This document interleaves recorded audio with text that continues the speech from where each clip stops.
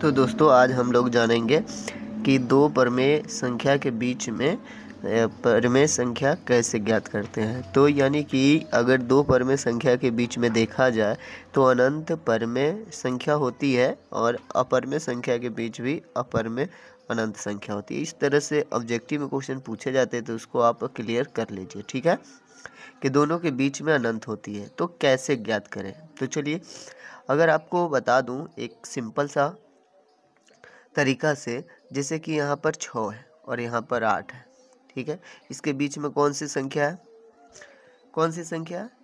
हाँ, समझ गए। इसके बीच में जो संख्या है वो 7 है। अब ऐसे इसको कैसे निकाल सकते हैं, इसके बीच की संख्या?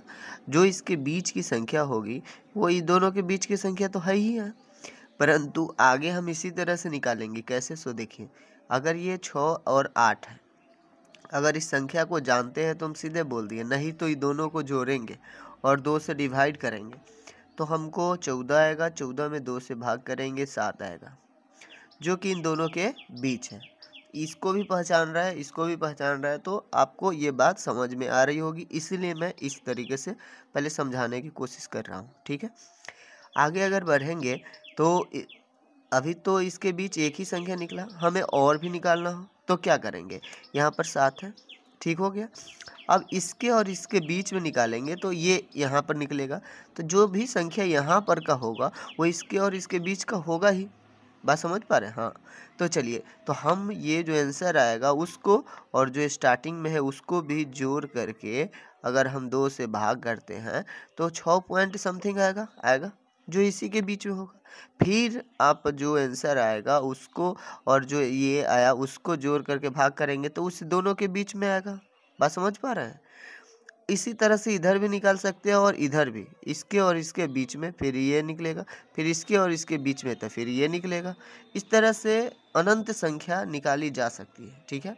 परंतु आपसे अगर सवाल किया जा रहा है कि इसके और इसके बीच 5 परमेय संख्या निकालो, तो निकालना पड़ेगा। तो तरीका यही है समझने का। ये समझ गए बात कि पॉइंट कहाँ क्यों निकलता है ऐसे, तो इसी के वजह से निकलता है, इसलिए अनंत आंसर भी होता है। तो हम लोग इस पे अगर बात करें तो इसका सलूशन करेंगे तो हम लोग जानेंगे कि जो इसका दोनों के बीच में जो संख्या है उसके ठीक बीच वाली संख्या हम निकाल लेते हैं, दोनों के बीच वाली। तो दोनों को जोड़ करके 2 से डिवाइड करेंगे, ठीक है।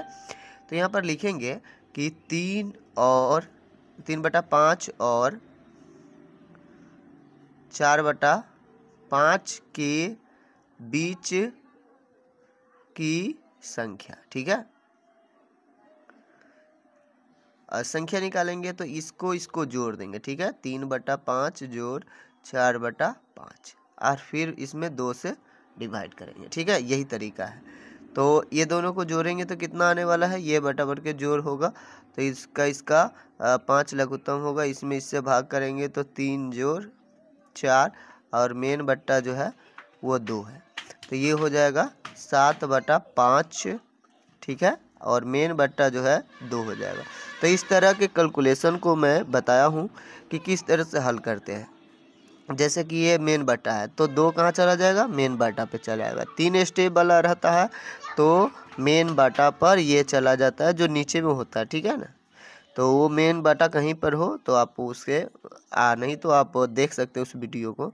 तो यहाँ पर जो है 7/5 गुने 2 हो जाएगा, इस पर चला जाएगा 2, ठीक है ना, तो 10, यानी 7/10 जो है उन दोनों के बीच की संख्या हो गया, ठीक है।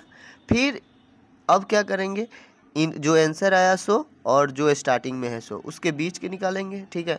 फिर ये है सो इसके बीच के निकाल लेंगे, चाहे जो आंसर आएगा उसके और इसके बीच के निकाल लेंगे। बात समझ पा रहे हैं? तो ये हो गया आपका एक तरीका, ठीक है। इसके पश्चात एक तरीका और आप लगा सकते हैं, तो आप इन दोनों के बीच निकाल सकते हैं। अनंत संख्या होती है, अगर कहेंगे तो मैं निकाल दूंगा नेक्स्ट वीडियो में, नहीं तो समझने के लिए आपको इतना ही है, ठीक है ना। एक और निकाल ही देते हैं, 3/5, ठीक है ना, 3/5 और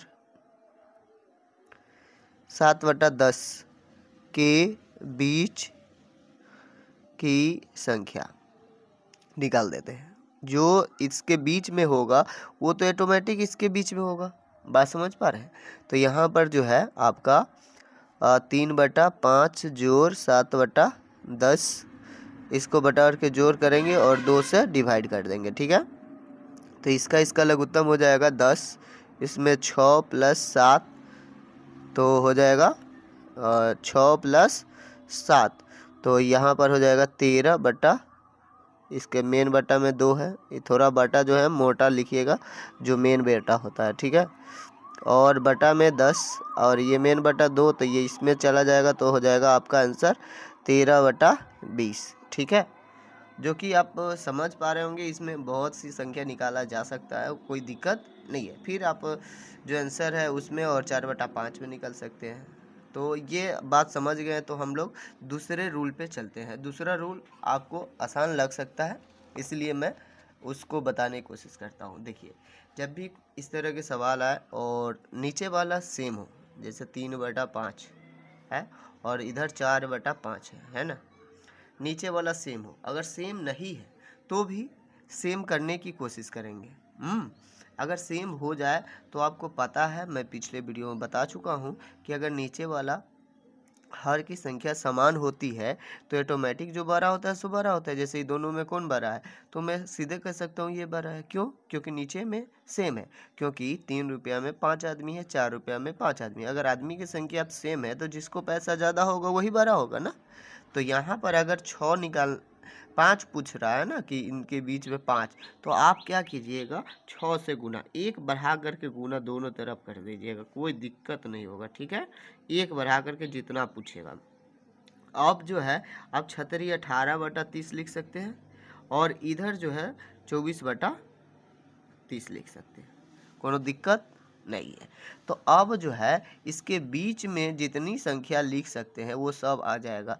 तो लिख देंगे इनके इतना और इतना के बीच 5 कह रहा था, 5 संख्या जो होगा वो कौन कौन होगा, वो संख्या आपका हो जाएगा ये 19/30। बात समझ रहे हैं? ये कहीं रफ में करना है ना, और इसे दोनों तरफ इतना से मल्टीप्लाई करने पर लिख सकते हैं यहाँ पर ब्रैकेट में। अब जो अगला आदमी अगर सर है तो समझ ही रहे होंगे ना, तो आपको जब दिखाना हो तो आपको खुद ही समझना है, तो यहाँ पर लिख लेंगे कि 6 से हमने 1 बढ़ा करके मल्टीप्लाई कर देना है, ठीक है। तो यहाँ पर हो जाएगा 20/30, ठीक है। और फिर 21/30, फिर 22/30, फिर 23/30, 5 को हो गया है।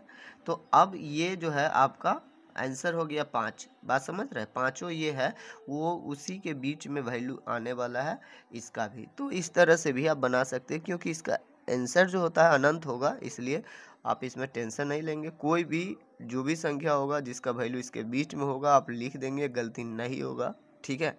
तो फिर मिलते हैं नेक्स्ट वीडियो में, तब तक आप लोग अच्छे से पढ़ाई कीजिए। Thank you.